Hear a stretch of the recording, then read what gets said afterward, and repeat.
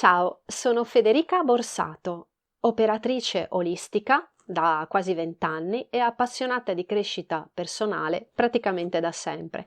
Ti do il benvenuto nel mio e anche nel tuo podcast Momenti di benessere, che è ideato, creato e dedicato a te che cerchi una maggior serenità nella tua vita, una ricerca della pace, ma soprattutto imparare ad ascoltarti, che secondo me è un po' il segreto per il proprio benessere personale. Oggi ti voglio parlare anche, diciamo, in seguito alla newsletter della settimana scorsa, che era un po' come riuscire a capire di star vivendo una relazione tossica amorosa e come magari provare ad uscire da quel loop davvero tossico. Oggi ti voglio parlare invece anche delle altre relazioni, quindi un po' diciamo dimmi con chi vai e ti dirò chi sei, perché questo è davvero un detto che rispecchia tanto, secondo me, la realtà, perché spesso si frequentano delle persone un po' perché ci tocca a livello lavorativo, perché non possiamo sempre sceglierci i colleghi o il capo che vorremmo ideale, anzi normalmente ci piazzano lì delle persone che magari neanche tanto ci piacciono, no? Oppure anche a livello familiare siamo dentro una famiglia che può essere che effettivamente non abbiamo scelto, no? La famiglia di origine, quella invece che scegliamo poi sposandoci o comunque iniziando una relazione è quella che un po' ci scegliamo, quindi magari lì potremmo avere anche un po' più voce in capitolo, vero? Ma quello che voglio mettere un po' i puntini sulle i di quanto noi siamo responsabili sia dei successi della nostra vita, ma anche delle persone che sono intorno a noi e che ci permettono di arrivare a determinati traguardi. Ma siamo davvero noi i diretti responsabili di tutto il percorso che facciamo nella nostra vita. È vero che possiamo avere delle interazioni da chi ci sta vicino, che ci può osteggiare o piuttosto comunque aiutarci, però siamo sempre noi che alla fine premiamo quel pulsante. Quando stiamo lavorando a un progetto dobbiamo tenere per noi i dettagli alcune volte, non solo quelli, proprio per evitare che le critiche motivate anche dall'invidia ci facciano rallentare. Alcune volte addirittura arrivano a farci desistere dai nostri intenti. Tra l'altro in un capitolo del mio libro Prima ti arrivi tu, che si chiama Solo per te, questo capitolo te ne parlo anche. Oggi però voglio aggiungere una postilla a quel capitolo.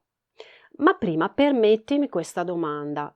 Ti piace chi ti sta attorno? Ti trovi bene con le persone con le quali condividi buona parte della giornata? Te lo chiedo perché sono loro che fanno la differenza. Una mia ospite carissima che viene nel mio centro olistico in provincia di Verona, Aura Spay, mi raccontava che lei intorno a sé a livello familiare ha solo persone aride e che la osteggiano. Il mio suggerimento è stato quello, allora, al di là della famiglia, che comunque non è che puoi lasciare, fuggire e andare da un'altra parte, nel senso, magari puoi anche farlo, ma è sempre meglio comunque cercare un punto in comune. Trovati al di fuori della famiglia delle persone che sono più in linea con te. Però effettivamente ci sono delle volte che sono proprio quelle persone che fanno la differenza nel bene e nel male, nel farti rallentare, in questo caso nel male, nel fermare o piuttosto spingerti in avanti nel bene. E me ne sono resa conto quando, praticamente 16 anni fa, nel 2009, avevo aperto da poco un'associazione olistica, quindi prima di aprire Aura Spay, con un altro gruppo di persone. Ero al colmo della gioia e felicissima per come si era avviata. Tanti trattamenti, tanti massaggi, tante attività e altrettante persone che la frequentavano, quindi veramente era partita con il botto. Peccato che avevo scelto male chi mi affiancava nella conduzione, cioè non era neanche scelto male, si erano sistemate una serie di situazioni per cui ci eravamo trovati in questo gruppo di persone. All'inizio non sembrava una scelta nata male, infatti le premesse, ti dicevo, erano per un buon avvio e c'erano tutte. Peccato che i nostri caratteri fossero incompatibili. Infatti, dopo appena 9 mesi, l'esperienza si è conclusa veramente malamente.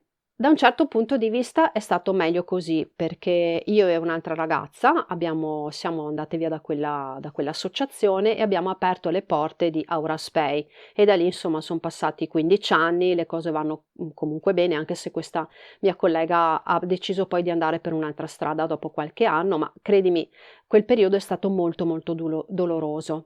Ci furono incomprensioni enormi, malumori, musi lunghi, silenzi pesanti, recriminazioni e delle volte io veramente, mi parea di star dentro un incubo perché mi dicevo: "Ma davvero? Cioè davvero è così? Davvero mi è stato detto questo?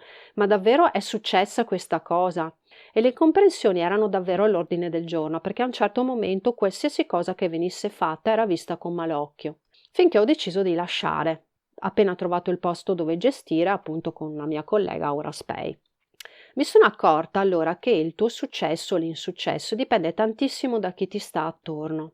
La scelta di condividere il tuo tempo e le confidenze e gli obiettivi con persone sulla tua lunghezza d'onda è davvero davvero fondamentale. Altrimenti, nonostante il tuo impegno profuso e la tua abilità, facilmente il progetto naufragherà o sarà davvero rallentato.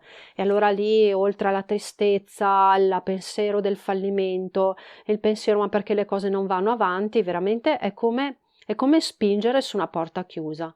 Andrea Giulio Dori, che è un grande esperto di crescita personale, dice che la qualità della tua vita non potrà mai essere superiore alla qualità delle persone che ti circondano. Ed è vero, se hai persone che vibrano basso, come si dice nel mondo olistico, anche tu alla fine vibrerai basso. Se metti una mela marcia in una cassetta di mele sane, alla fine anche queste diventeranno marce. Cioè, quindi è vero che la qualità della tua vita non potrà mai essere superiore alla qualità delle persone che ti circondano. E come scegliere la persona che fa per te allora?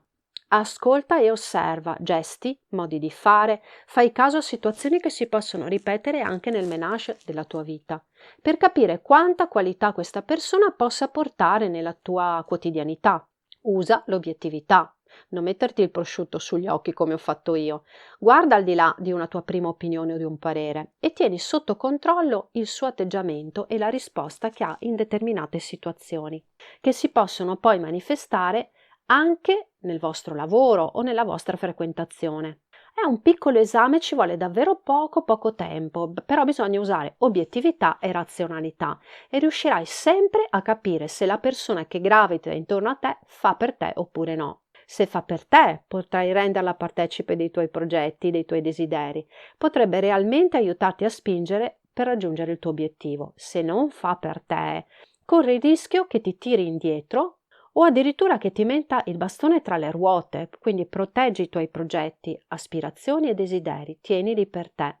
E io se avessi seguito questa regola qualche anno fa mi sarei evitata un bel po' di fastidi, avrei capito da subito che la persona con cui condividevo gli obiettivi professionali era una persona non adatta a come sono io. Lei aveva bisogno di un tipo di rapporto lavorativo, comunque professionale, di un altro genere e avrei potuto portare avanti le mie cose molto più serenamente. Così poi è avvenuto. Sicuramente mi è servita questa esperienza, però credimi che quei mesi lì sono stati davvero duri perché partiti veramente contenti a gennaio, ora di luglio c'è stato un tracollo bestiale e a settembre, massimo ottobre, io me ne sono andata, ma diciamo da luglio a ottobre è stata dura, è stata molto dura. Però devo dirti la verità che mi ha comunque aiutato perché da allora sono stata molto più attenta a livello lavorativo e professionale di avere intorno delle persone sulla mia lunghezza d'onda. Ancora adesso ci sono magari delle cose da sistemare, però sicuramente determinate situazioni non si sono più verificate. Non ho più permesso che si verificassero, sono stata obiettiva e razionale. Spero davvero che questi suggerimenti, quindi di obiettività e razionalità, possano essere anche utili per te e di poter quindi vedere con chiarezza se le persone intorno a te fanno per te oppure magari è meglio scegliere un altro tipo di frequentazione. Questa puntata è arrivata al termine. Io ti ringrazio per avermi ascoltata. Se ti è piaciuta metti un mi piace e condividila. Per il resto noi ci sentiamo la prossima volta su Spotify, YouTube, Apple Podcast e tutte le principali piattaforme che condividono podcast. A presto!